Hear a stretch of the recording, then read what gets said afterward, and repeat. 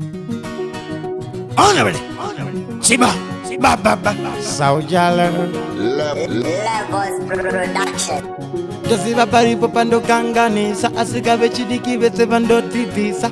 Zvandinogona ndichivagonesa ndinenge ndichida kuti ndimbovaonesa asi ndatira yakumbovatsekesa manje imimi muda futi kundiipisa pandinotadza pese munodepesa pandagona hamudi kuvaonesa hanzi chibaba kunditsvaga kunge ndaba funza yechigaba bepa ravo vari kufamba chida kundisvibisa bepa richindiwachisa kuda kundinyozesa hanzi chibaba chakakanganisa vaonese ivo nepandinogona ari kuda kufamba chindinyipisa kundisvibisa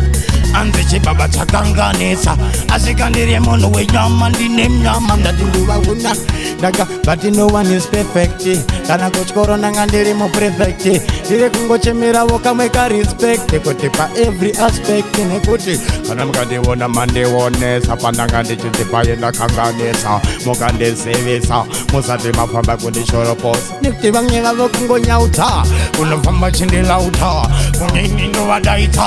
vaziuna ini ndovaraita nekupepa ndo kwavanonyepa manjinasi vanoverenga pepa mangwana vanoendesa kutoireti inini mangwana kostodiyo ndabudisa futi zvimwe zvimarekodzi asika vanofamba chindinyodzesa nepepa ravo vari kuda kundisvibisa chibaba chakanganisa pane kuti vauye kuzondionesa ndati ndavaona kufamba chindinyodzesa nepepa ravo kana chindinyepa kuda kutengesa chipepa chinonyepa ndavauta nekuti kana mwari vakandipa pananobvisa nyangwe sikanzimada kundidepesa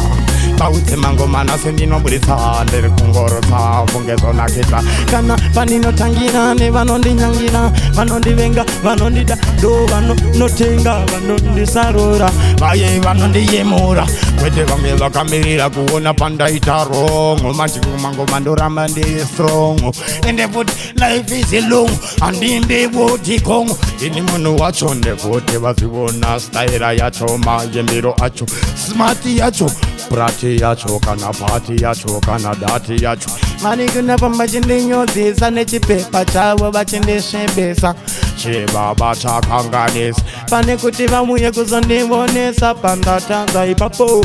musade kungovona ipapo chete ipapo pandagonavo muvhomba muchivaudza kwete kungonyaudza pandagona musazodibisa muchida kuti zvamunodhepesa muchindiyepesa ndichange ndawana pandinokwanisa mukana uno ndo wacho wandashandisa